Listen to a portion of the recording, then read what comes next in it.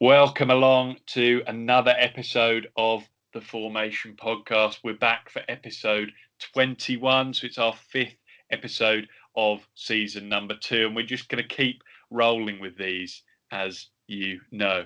Sorry, I don't know why I always speak so slowly in the intro. It's really unnecessary, but let's get on with it. One member of the team had not a particularly nice night last night, but before we get on to that, Sam, I don't think you were affected too much by last night's events, were you? Tuesday night's event? I did feel quite bad for our resident Southampton fan, but I'm doing okay, George. And Devon, your team got a positive result, Sheffield Wednesday. So are you in fairly good spirits as we record this? Very good, yeah. The confidence is back a little bit, but yeah, happy. Jordan Rhodes got on the score sheet. The world is ending. Patterson's doing it for the 50-year-old, so let's go. Yeah, so if you haven't already worked it out, the person I'm talking about is Mr. Harry Tizard. His team, Southampton, as Sam said, were beaten 9-0 by Man United last night, which is obviously difficult to take for anyone associated with Southampton, presumably after the Leicester result last year. It's been hit on them again, but Harry is here. He's still smiling. Harry, you've slept on the result. We're recording this about 12 hours after full time at Old Trafford. Harry, how are you feeling at this point? Well, to be fair, yesterday it was quite mellow because when you're getting battered, you know you're going to lose. Whereas against like Aston Villa, when it's a tight game, and right at the end, I thought maybe we're going to get something out of this, if not for the offside because of his sleeve or something ridiculous.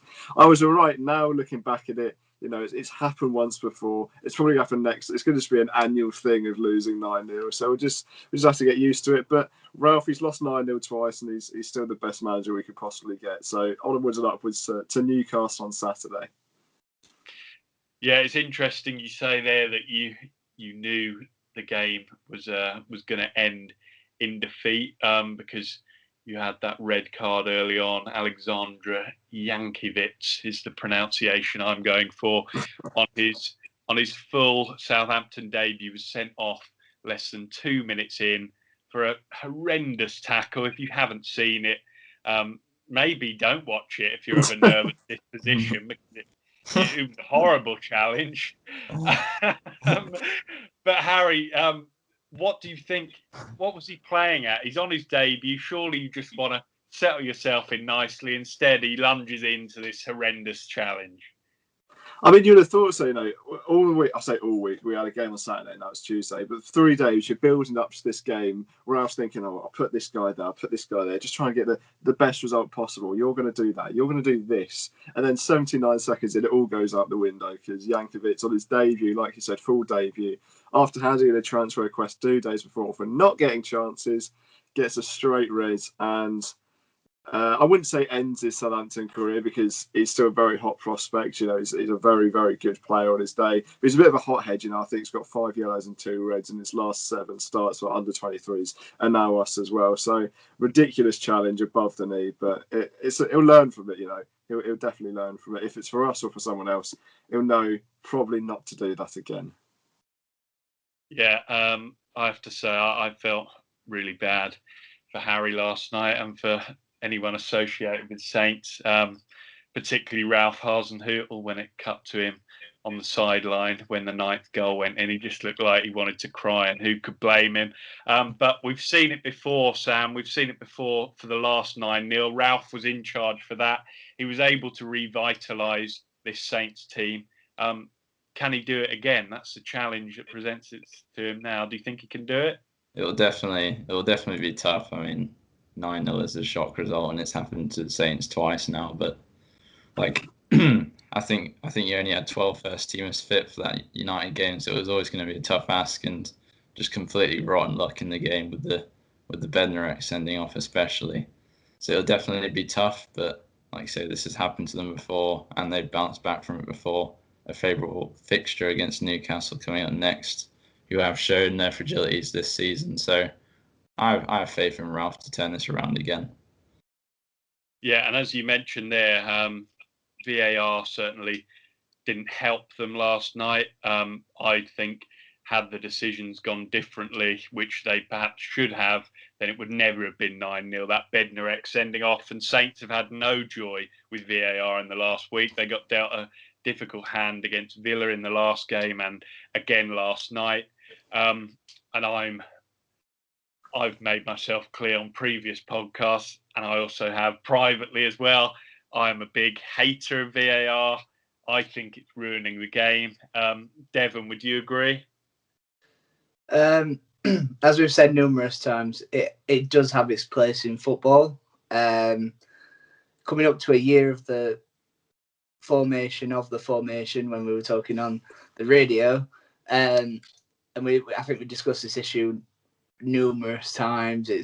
It's every game on Sky. There always seems to be a VAR problem, and I think the only thing that's annoying me is that I like the human element of referees making decisions, and I think with VAR there, I always think that the final decision should come from the referee, so that consistent human error is portrayed all the way through, instead of the only influence from Stockley Park should be telling the referee to go and have a look at it, and then the referee makes a decision. But we've talked about this numerous times. Is it ruining the game? Yes. Maybe this is a good opportunity now to not invest more, but just learn more from VAR with no fans being there. Because even though, like we've mentioned numerous times, it takes the supporters' excitement out of it because they're celebrating. But can they celebrate?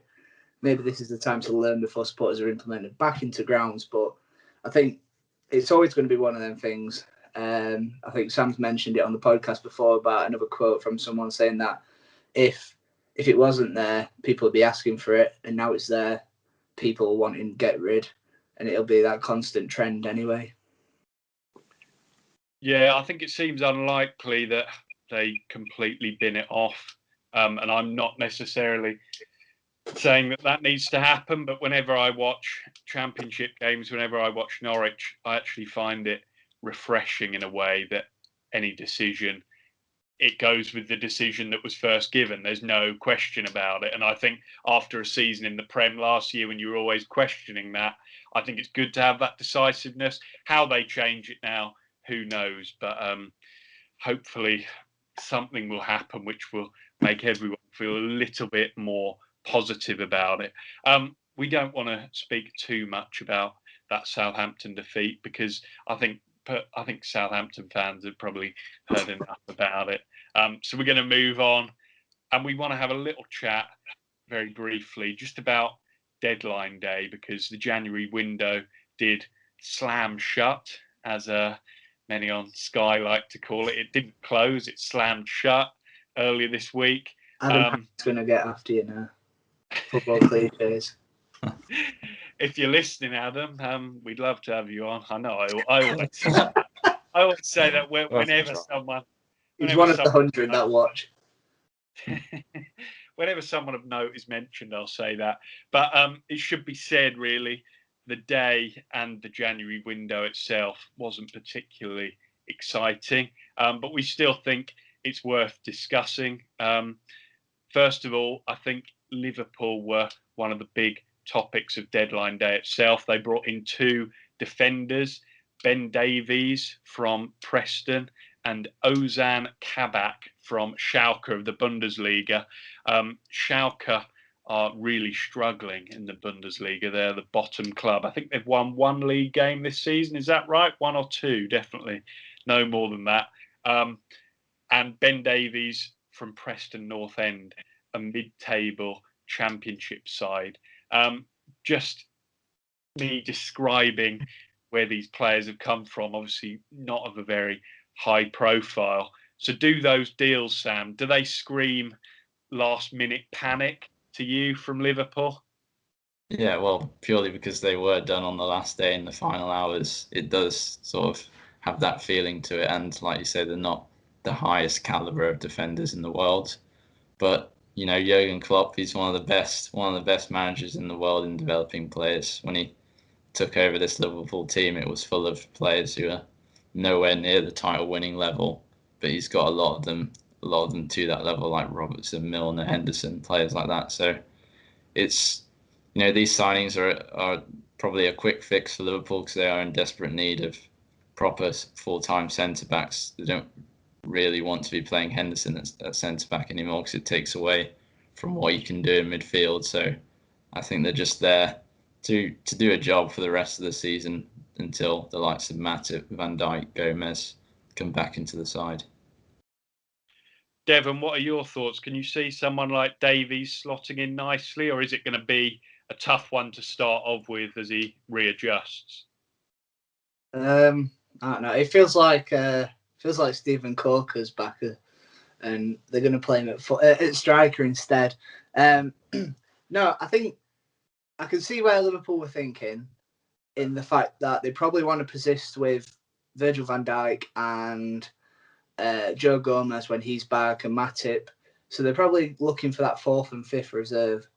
However, I still think they could have, one, either done this much earlier, or two, invested maybe into a lot more, either a long-term partner or someone to complement Virgil van Dijk. Maybe I'm going to butcher his name now, Daya Upamecano, and there was another link there that could maybe take Liverpool forward. Invest now, and over time that partnership will come, and Daya could overtake Virgil van Dijk's stature at the minute, and then someone else could partner him in the future. Maybe have that cycle now rather than waiting a couple of years. But it is strange. But I think Kabak's probably the one that, from when we talked about him last time, he was quite an aggressive centre half and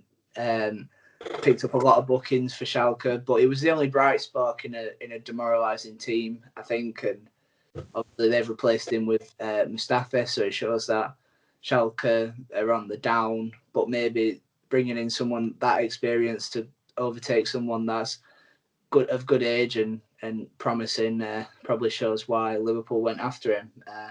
That move I can see why, but the Davies one's a little bit strange.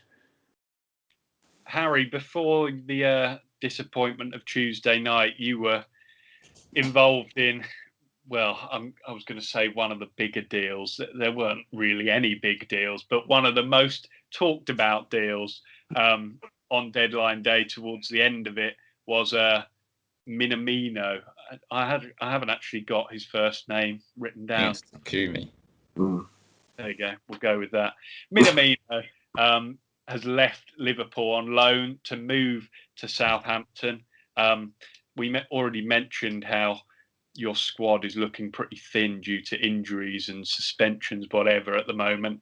Harry, were you fairly happy with that piece of business? What are your thoughts?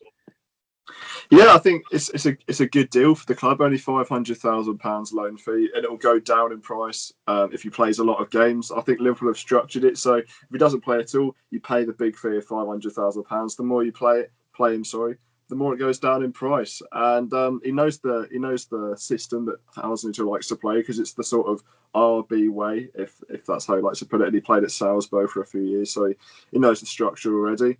And it's good. It's good. I'm glad that he's joined. Wingers, I don't really trust the fitness of Resmond, Gineppo, Armstrong as well. So I'm glad we got him in. But I think fullbacks was the main issue. We've loaned two out, didn't get any in, and the whole point of the transfer window for us anyway was to get players in the door. We can only get one at really the 11th hour, or after the 11th hour, really, if you think about it. But yes, it's a good deal for the club, just to get someone else through the door and strengthen that squad, because at the moment we've got 10 or 11 first team players available, so we're going to need all we can get against Newcastle. Yeah, I think it'll be interesting to see how Minamino gets on by getting some regular minutes, because I think since he joined Liverpool last year, he's had it pretty tough, what with the pandemic and everything else, but purely because of the players who are in front of him too. So that'll be one to watch out for sure. Is there a club or, I don't know, a manager who you're particularly impressed with the business that they got done in this window in particular? Maybe, I don't know, Derby County. Does anyone want to suggest one that comes to mind? And for me, I think Arsenal. I think Odegaard is a really good transfer in, but I'm not really thinking about the players they got in. They got a lot of players out that are either young players that need minutes, say Joe Willock, say Maitland-Niles. Even if they don't necessarily have a future there, at least it builds their stature for their price tag in the future. And also getting Deadwood out, like Socrates. I know they didn't sell him, but he's off the wage book. Mustafi's off the wage book. He got his contract terminated. And there's a few others that I can't really remember, that I think they've done well to sort of shape their squad, thin it out a bit, get some wages out. So maybe by the next transfer window, they'll have more funds to spend for players that they're inevitably going to need if they want to get Champions League or top six finish next season, because it doesn't look that likely this year. Yeah, it's hard to disagree with Arsenal. Actually, that's a pretty good pick. I think it's been, like we mentioned already, it's been a very, very quiet window. Only 3 permanent deals, completed 24 transfers in total by Premier League clubs. So it's clear that this January window we've seen the effects of COVID really on a financial basis. Teams don't want to go for that big outlay in terms of a huge player they want to sign in January. It tends to be a quieter window than the summer one anyway. But I think we've seen that the big clubs don't want to take that risk. They can't afford to take that risk this year with the effect that COVID has had. I think one shout for maybe the outside shout that no one's really mentioned, mainly because the Championship mid-table, but I think Preston are one of the winners of the transfer window, just because they got a little bit of money from a player that they were going to lose anyway with Ben Davis going out. Obviously, they'd signed a pre-contract with Celtic. They've got 500 grand, rising up to 2 million if, if he makes the England squad, which we all can foresee. But in terms of players coming in, they've got they've signed a lot of quite young players. Probably the remit of Preston. They've replaced Ben Pearson, who was going to be a big miss, with Ben Whiteman, who was promising from League One. They've covered a lot of areas that they needed. And in terms of the centre half, getting rid of Davis and bringing in Liam Lindsay on loan, as well as Sepp van der Berg from Liverpool, which makes me wonder why Liverpool didn't have any centre halves playing when they've just loaned a centre half out. That's the most puzzling one. We've seen it a couple of times where Jurgen Klopp's been quite hypocritical, asking for 5 substitutions, then using one. It's that balance. But I think they've shifted quite a lot of deadwood, and they brought in some decent players on loan. Mm-hmm. And I just want to say before moving on, no complaints for me either on Arsenal's business. Thank you for keeping your hands off the next Messi. But more on Messi to come. More on Messi to come a bit later on. Actually, before we move on, I just wanted to touch on deadline day as it's progressed over the years, kind of the brand of deadline day, because 5 or 10 years ago, I think it would be perceived as one of the more entertaining days for a football fan. I know personally, when I was at high school, I would sort of relish those days. I think one January I had a day off school for snow, and it was deadline day, and that was the best thing ever. But maybe now the attention that surrounds it now is much less. And do you think that Sky Sports are responsible for that decline? Have they overdone it in recent years, Sam? Yeah, they definitely over dramatise it. That was sort of the point that I was going to make. It's definitely lost its shine with not having the reporters at the train. Well, they sort of have them still, but not like all the reporters at the training grounds or at the stadium, surrounded by excited fans waiting for these big transfers to come in. And also they brought back. There was a couple of times where they brought the deadline forward to like 6 p.m. on a couple of occasions, which sort of got rid of the excitement in some aspects. So it's sort of like Sky Sports' product, these deadline days. Their big selling point, their big way to attract viewers anyway for Sky Sports News, and it has lost its shine over the years. I think it's been over commercialized. Like, it's kind of followed the same path as Soccer AM in a way. Like, Soccer AM and Deadline Day were kind of up there with the TV on Sky Sports, and both of them have like very quickly deteriorated in terms of that. And I think for me, I've mentioned it a few times, but turning on Sky, I still get quite excited on Deadline Day because anything can happen sometimes. Last minute panic deals. We've talked about Peter Road and Wingy before. Stuff like that happens, but you just turned on Tuesday, no, Tuesday or Monday morning, sorry. And the guests that they had lined up were, they had an impressionist on when I first turned on. They were having rudimental on. They had it just was like a waste of a day. A bit of a gimmick, isn't it, really, at this point? Yeah, and I think it kind of fell when they were, with the whole Jim White yellow tie and getting everywhere, and it's kind of just, it's kind of road. It's kind of had its day now. Yeah, I agree with you. I think the days when it was simply a reporter at every Premier League ground, and it was just going from reporter to reporter, rather than, I think now it's probably too much about the people in the studio, and they try and pile people in there. And like you say, it's just unnecessary to get impressionists in and everything else. But I don't know, maybe it'll have its day again at some point. We never know. We're going to move on now. Last week, we touched on the Championship fight for promotion. This week, we're going to talk about the other end of the table, that fight for survival at the other end. Devon will be preparing himself, but as we mentioned earlier on in the pod, Devon, when we introduced you, Sheffield Wednesday, they still find themselves in that bottom three at the moment. But another win last night, which puts you not in a good position, but with a bit of promise about it. How do you think your chances are at this point? I'm still not confident at all, just because I know how quickly things can turn. And when things go bad for Wednesday, they normally go very bad. And I don't know if that's just because of being a fan, the bias sometimes when something little goes wrong, you're all like, oh, this is the end of the world. But the most pleasing thing for me is that since we got rid of Pulis and Monk, is that when Neil Thompson's come in, we're playing a bit more adventurously, playing in triangles, we're pressing high, and we actually look a lot more threatening rather than resigning to, right, we might lose this, but let's try and get a 0-0.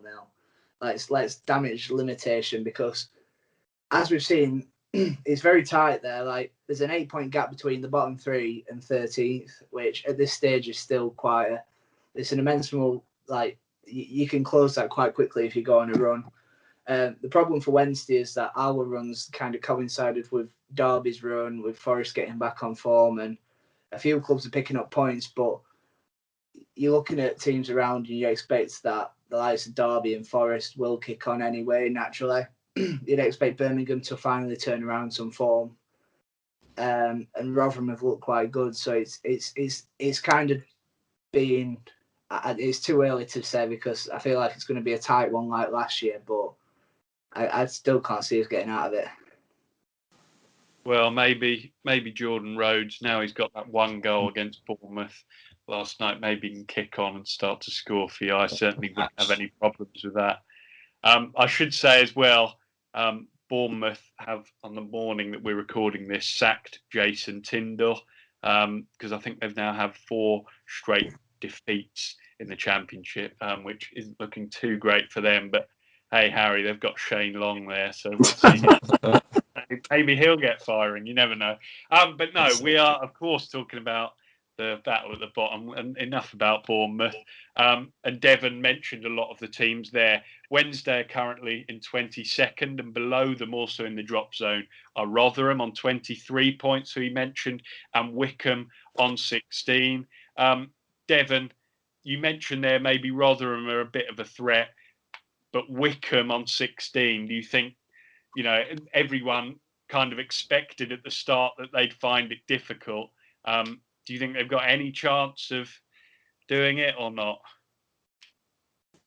I don't think there's I think any. they've won once in 15, Wickham now, and it's 12 points from safety now. So Yeah. it looks like it's just maybe one step too soon, one step too far for them this season. Not quite got the quality or the experience for the Championship. I know you asked Devon, so No, you're fine, Sam. It is. Where's Sam? Go on, carry on. It is looking. that's It is looking pretty bleak.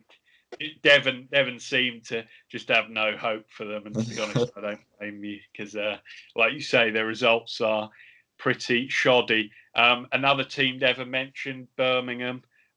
They're on 28 points from 27 games.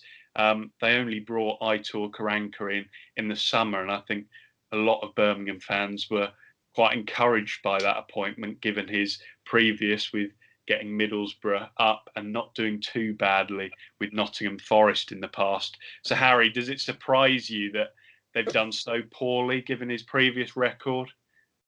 Not really. I think the Championship is an unforgiving league, and he can't train the players before he gets there. And if he's turned up and thought, this isn't right, it's going to take time. Everything's a project, especially the Championship.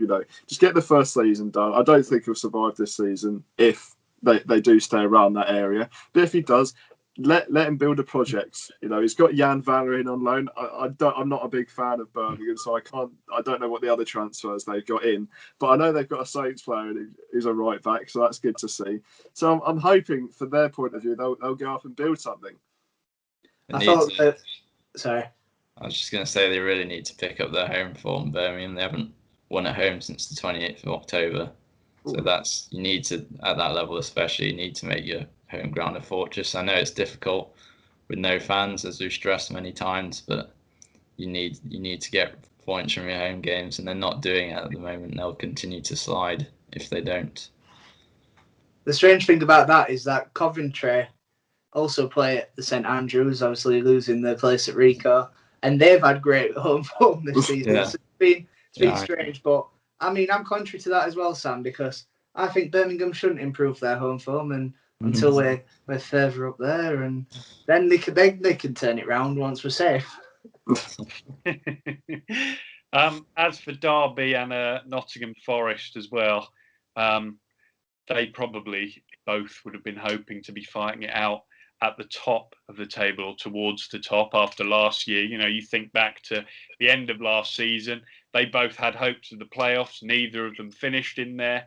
And now they're kind of in a bit of a scrap. But Devon mentioned they've found a bit of form of late. Rooney's done a pretty good job, to be fair to him. I think there were some doubters of whether he was suitable as a manager. He's made a good start. Forest with Houghton. Sam, as we said, they're on a bit of a roll at the moment. Do you think they can now start to pull away? Yeah, Forest have signed so many players this season. I don't know the exact number, but it feels like they've got an entire new squad in over these two windows. But it looks like is that the total? I think they've got 15. 15. There you go. Starting 11 on the bench, but I think with the experience that Houghton's got at this level, I think you can get them going now, and they've got a lot of quality in there. Glenn Murray, who they brought in, an experienced head up top. I think they need more goals. Need more goals from Lyle Taylor as well.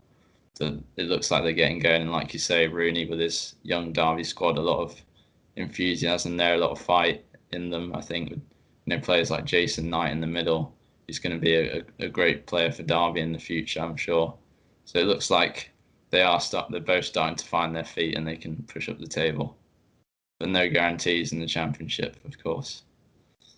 Well, absolutely right. And I think looking at the table before we came on here, I think one of the things which should give Wednesday a little bit of hope is that anyone from kind of Coventry City in 18th place up to Luton in 13th could easily go on a bad run and find themselves in a bit of bother. And that's why I think Wednesday need to keep churning results out just to see who falls into it. We all saw last year with Hull City when they got to January and they were not too far off the playoffs, no one would have predicted that they would finish bottom of the league, and they plummeted, didn't they, without Jared Bowen?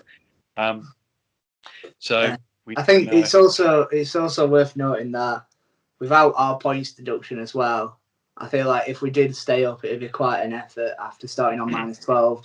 Obviously, that got halved, but without the points deduction, we'd actually be 17th and looking further closer to mid-table. And I think just doing quick maths here, we'd only need like 4 points to get up to 12th. So it's not the biggest of gaps, but it's just confidence. Like, I think the big thing that's helping Wednesday at the minute is that fans are not in. There's quite a lot of fan unrest between the chairman, the board, and the fans with how the treatment of the club's been at this past few seasons. So I think it's lucky that maybe the negativity surrounding the team in the ground is gone, and it gives them less pressure on that front. But still, we've kind of been coasting for a little bit now. We just need to, if we carry on this form, I mean, we've won. We've lost just 2 games in 8 fixtures, and 2 of them have been in the cup, a win against Exeter and a loss against Everton. So overall, I think there is a little bit of a turnaround. It's how sustainable it is, because we've seen in the past, I mean, last season we were 3rd at Christmas and we ended up finishing 16th. So like you said, like with Hull, anything can happen. You can either go on a run, get yourself out there, safe, done and dusted, or a couple of losses and everything's looking bleak again. Mm-hmm. Yeah, the Championship, as always, impossible to predict.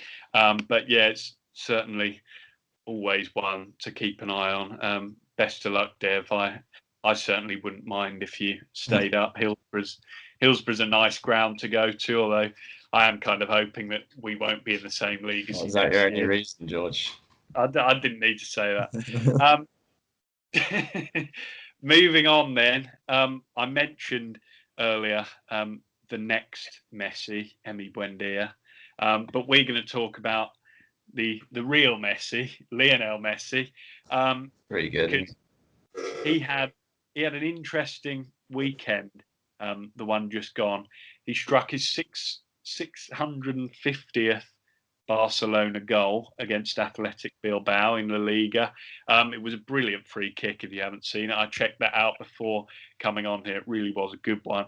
But something which perhaps overshadowed it was there was a leaking of his contract by a Spanish newspaper, El Mundo, they're called, and Barcelona are seeking legal action because presumably, that shouldn't really be happening. It's pretty rare that happens, especially for such a high-profile player. And this obviously adds to what has been a pretty messy year for Messi. What with everything that went on last summer with reports that he wanted to leave. Well, not reports. He made it pretty clear that he wanted to leave. So Sam, he's reached this landmark. We all know what he's achieved at Barcelona. We all know how good he is. But do you think that last year could leave a little bit of a dampener on his legacy at the club? Yeah, it's teased every year whether Messi will eventually leave Barcelona. He said that he wants to, I think, retire in Argentina eventually with an Argentinian club. But especially last summer, it definitely ramped up with the transfer request, and he's only got 6 months left on his deal now, so he can begin to discuss with other clubs. The win against Bilbao took them up to 2nd, but Barca are still 10 points off of Atletico Madrid, so it's looking difficult for them to catch that La Liga title. So I think there is a big chance that we will see him move on in the summer. Obviously, all the financial issues and the Bartomeu spat with the boardroom and with Messi, and just the amazing player that he is. Record goal scorer for Barca, 10 Liga titles, 4 Champions League, 6 Ballon d'Ors. He's one of the greatest to ever do it. So there'll be plenty of clubs vying for his signature in the summer. Yeah, I think it was in December. This was BBC. I found this. Messi said, "I don't know what I'm going to do yet," when he was asked about his future. So he's clearly leaving it open for any interested clubs. I think because of his wage bill, which is incredibly high.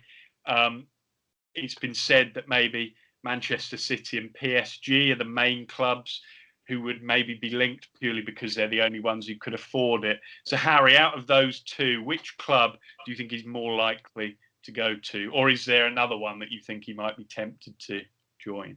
As much as I'd love to say Manchester City, I think the attraction of PSG will be too much to make him come to the Premier League. It's guaranteed league titles, or almost guaranteed league titles at Paris Saint-Germain.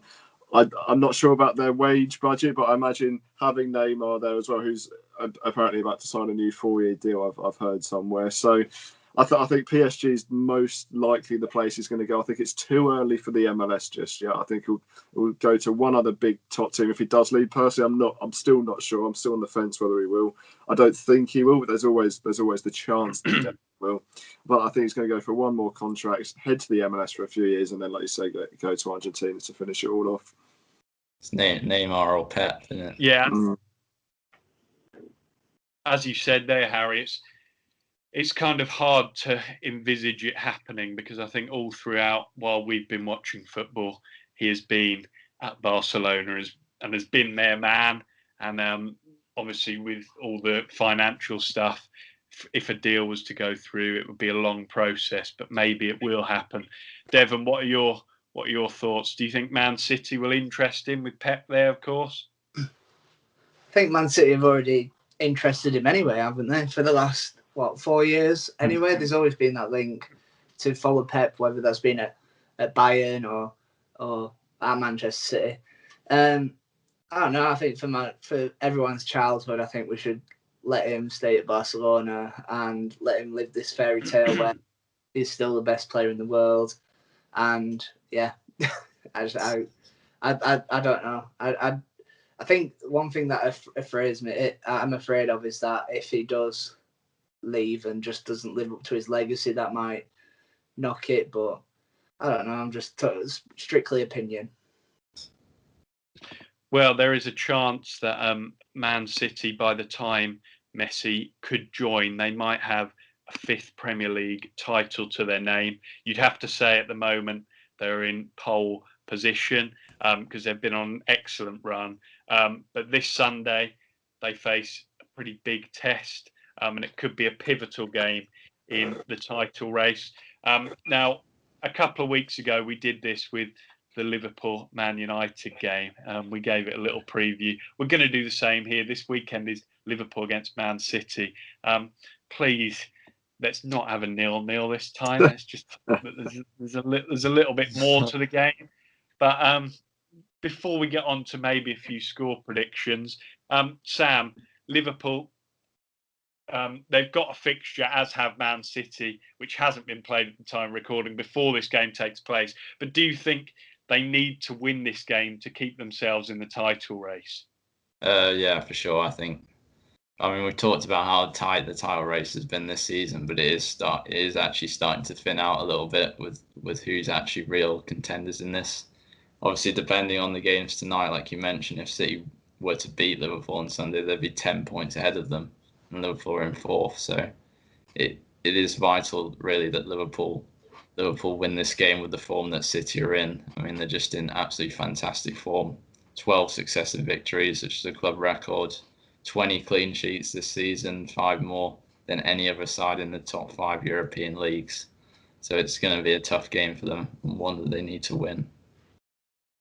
Yeah, you mentioned those clean sheets. Ruben Diaz has been an excellent FPL asset in my team. Yes.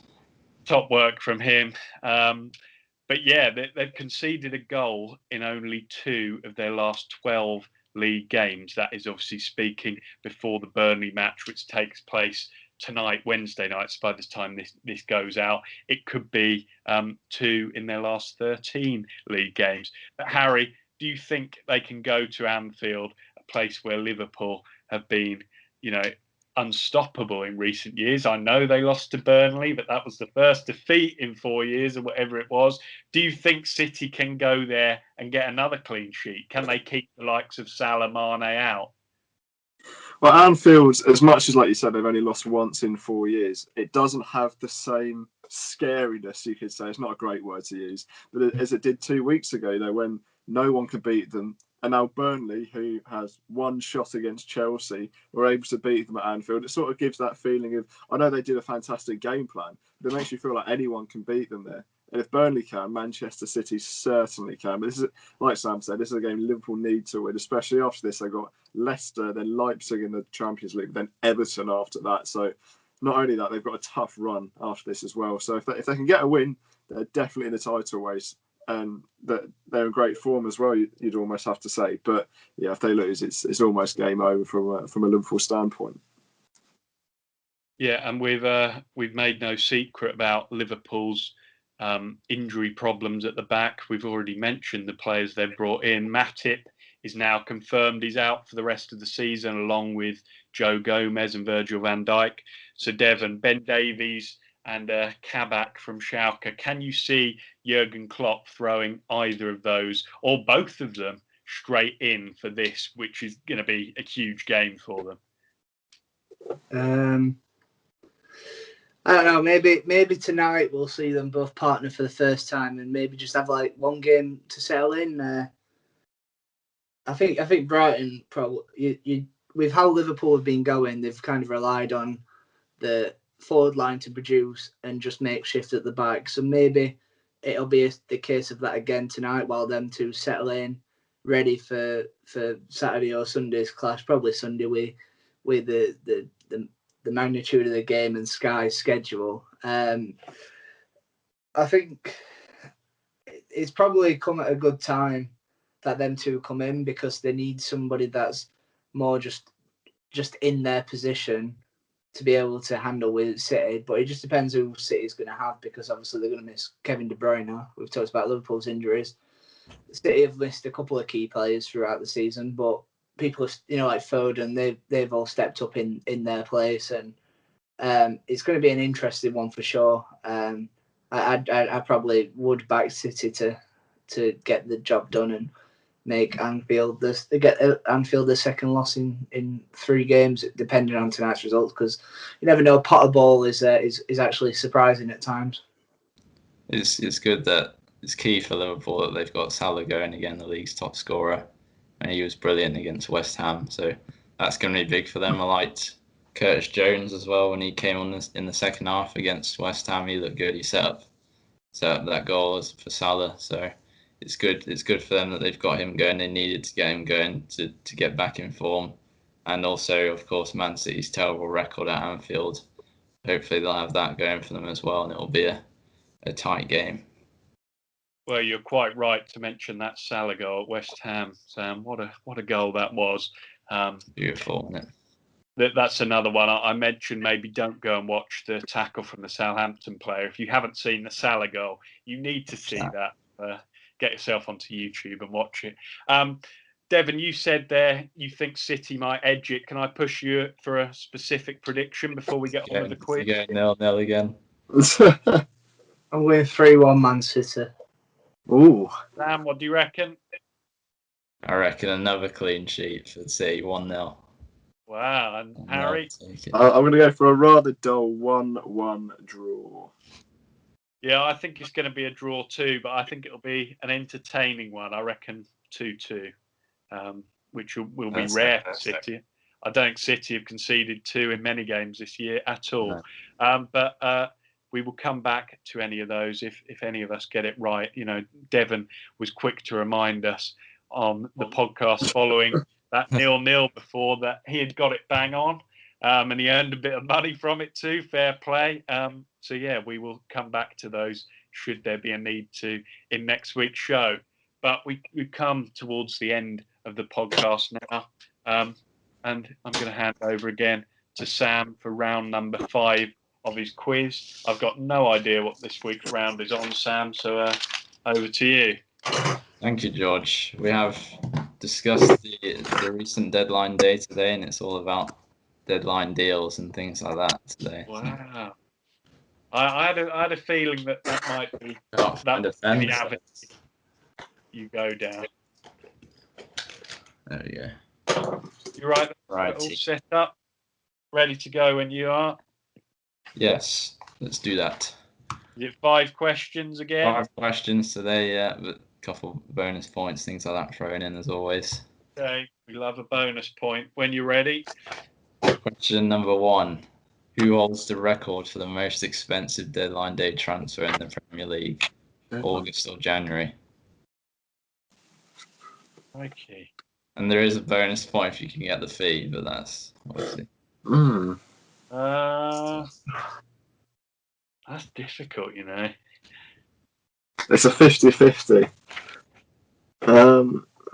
Just on deadline day. On deadline day, August or January. I'm gonna have to go traditional answer, I think. I'm struggling to think of a less obvious one. I don't. I reckon we might have the same person in mind, Devon, but we'll go with that. It was a big transfer, Nyland to Norwich this Monday. Okay, I'm not even sure. Go on. I'm not sure Nyland will get a game, to be honest. Sorry, carry on. Max McGovern's too good. I'm just saying. Number 2, which of the following players signed for the name club twice on 2 separate deadline days? So we've got 4 options. We've got A, Jermaine Defoe with Tottenham, B, Thierry Henry with Arsenal, C, David Luiz with Chelsea, or D, Peter Crouch with Portsmouth. Ooh, A good question. that's tough. What was option B again? B was Thierry Henry and Arsenal. What, on deadline day or just On deadline day? 2 separate deadline days. They signed for the same club. Okay, I've gone with a guess. Good question. Good question. Good question. I don't think Niall Hickman will be watching. But, I'm ready for 3 when you are. Okay. I think this is a slightly easier one. Which club did David Beckham sign for on deadline day in 2013?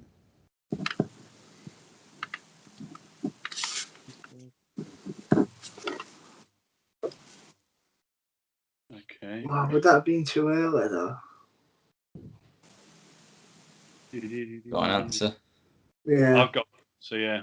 Number 4, Liverpool signed Andy Carroll for 35 million on deadline day. He made 58 appearances, but how many goals did he score for Liverpool? And I'm saying closest gets the point. Is this 58 Premier All League comps. appearances? No, all comps. Okay. All competitions. Yeah, 58 appearances. How many goals? Okay. That's not too much. I'm gonna go. My head can't comprehend this last question because I feel like it's going to be a proper cluster. Go on, Sam. Okay, question number 5. Who was the West Ham manager when Carlos Tevez and Mascherano joined on deadline day in 2006? And what team did they join from? 2 points up for grabs. Oh no. I think I know the manager. No, is it him? Oh, Trying to think of the name. Another name has just entered my head, which just thrown me off. We're just gonna go with it. What was it then? I actually can't think of any managers pre 2009. Oh, Epiphany. I've got no idea on the club. I've just taken a punt. oh, you're not allowed to say that on here, George. Have fun. I'm ready when you are, Sam. I don't know about the other guys. Time for the answers. Who holds the most expensive deadline day transfer in the Premier League on deadline day, or either August or January? We'll go Devon first. I've gone really obvious because I really can't think. I've gone Fernando Torres, 50 million. Torres, 50 mil. George.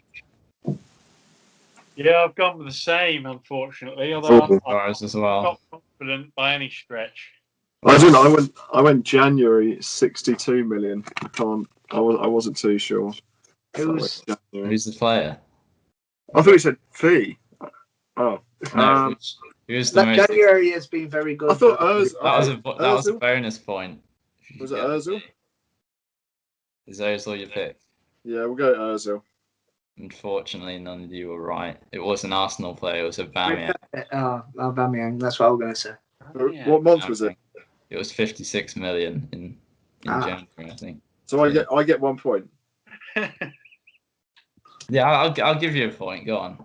56 million. No, because he said the month. He said which one? He said month or January or August. No, I said who holds the record for most expensive day transfer? I'm putting it. This is going to the quizzing board. I am not having that. All right, let's just move on, shall we? You No meant points, sorry. I thought No you points meant being when you awarded. said either January or August. I thought you meant is it the month January or No, I August? was looking for a player, and then Yeah, I the can understand why you might have thought that, Harry. That's fair enough. I'm not awarding any points. Yeah, then never mind. Move on to number 2, Sam. Go on. Which of the following players signed for the name club twice on 2 separate deadline days? And I'll go to George, boys. I went with Henri on this one. Henri and Arsenal. Harry. I went the same as George. I went Mr. Henri as well. And Devon. I made it an extremely exciting round. Thierry Henry. You've all gone the same. You've all gone wrong. Again, I'm afraid. It was David Luiz. Was it real? From Benfica and then PSG. Blimey. David Luiz and Chelsea. I couldn't remember. I can remember him signing from Benfica on deadline day. Yeah. I thought he signed from PSG well. in January. Obviously, in summer. Both deadline day. Darn it. We should all get the next one though. Hopefully. Please. Hopefully. Number 3, who did David Beckham sign for on deadline day in 2013? George. I'm actually a bit nervous about this. I've got PSG. Who's Devon gone for? I've also gone for PSG. PSG. And Harry? Yeah, PSG. PSG, you're all right. It was Hey. I almost thought it was AC. his final club. I almost thought it was too late, 2013. I thought he would have retired around then. It was. It was only a couple of months. He was only he was only there for a few months, I suppose. Yeah. I would contrary to that. I'm thinking he retired in 2014 or 15. So I was thinking AC Milan originally when he went on loan. Yeah. I think he donated all his wages to charity as well, didn't he? Yeah. Because he hadn't made enough. So yeah, it's such a big thing for him, I'm sure. I mean, just think of all the aftershave and deodorant we get from David Beckham's line at Christmas. So we should know by now. Question number 4. Liverpool signed Andy Carroll for 35 million on deadline day. He made 58 appearances, but how many goals did he score, Devon? I've gone for 8. Gone 8. 8. There we go. Just Harry. every answer. I was about to put 19, but I went 16 instead. You went 16. I'm worried I've gone a bit high. I've got 18. Please don't be 19. You have gone a bit high. I think it's Devon with the point. He got 11 in 58. Is that it? Jesus. Yeah, not great for a British record fee at the time. 35 yeah, million. the fee they paid. I remember it being baffling. Yeah. It's mad that people were thinking that Andy Carroll was going to be better than Luis Suarez in hindsight. Yeah, well, they signed Suarez for less. I think they only paid 20 million or something for Suarez. Went at 35 million. Oh no, that would count. Yeah, I think they were in the same press conference, weren't they? And Suarez was the minor transfer. Suarez went to Chelsea at the same time. Question number 5. Who was the West Ham manager when Carlos Tevez and Mascherano joined on deadline day 2006, and what team did they join from? Harry, who you got? Alan Pardew, and I went the most obvious Pardew, card with Boca Juniors. Indeed. Devon. I've got Buenos Aires in my head, but I've gone for River Plate originally and Alan Pardew. So I stuck with my gut, even though I do think it's Buenos Aires. George. I was torn between two Allens, Kirbishley and Oh. Pardew. And Pretty sure I went for Pardew and Barca Juniors as well. I'm a bit worried it's Kirbishley though. I'm pretty sure it's. I think Kirbishley's a good shout, you know. You've gone the right Alan, I can confirm. You all got the manager right, but it was Corinthians that they joined the team. They came from Brazil? Yeah, I think they only had one season there each, but I think Tevez started at Boca Juniors, but he went to Corinthians after that. Fair play. Good Interesting. question. Yes. Can we also mention that Carlos Tevez sent Sheffield United down? We'll just risk that off. There you go. You've done it there. You've done it yourself. I think your road to shine. Is Devon the winner this week? Devon is the winner. Oh yes. He got 3.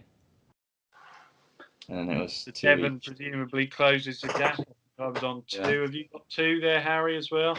Yeah, 2 I got Harry's 2. I off. got PSG. I'm celebrating with a crown on my head this week, just to. It's George in the lead, but only just 17. Devon's got 15, and Harry's got 13. Ouch. So, all to play There for we still, go. of course. All to play for. But yeah, as Devon mentioned there, we were a bit concerned again. A few technical issues before this with a massive buzzing noise giving us earache. But we got it done, and it's just under an hour. We hope you've enjoyed it. As always, I'm going to tell you again, follow us on Twitter. We post all of our content on there that goes out, whether you're listening on YouTube or Spotify. Thank you. Let us know. Send questions in. Send topics in that you want us to answer. This week, I feel it's been a bit of a whistle-stop tour. We wanted to cram a lot in. We're on Facebook as well. I didn't mention that, but we're on Facebook. You know that anyway. We'll be back next week. Hopefully, Southampton, Harry. Hopefully, you've got a win under your belts and it's looking a bit brighter next week. So. Hopefully so. Not just Southampton, hopefully. Well, exactly. Maybe Mr. John Lewis will turn up for the Mighty Mariners too. And I desperately need Norwich to get a result at the Liberty on Friday night too. That should be a big game. But I've rambled on for too long now. So and Wednesday's got Millwall, don't forget us. And Wednesday, yeah, okay, and Wednesday. We've covered all of our teams. But we will say cheerio and see you next week. So see you in a bit.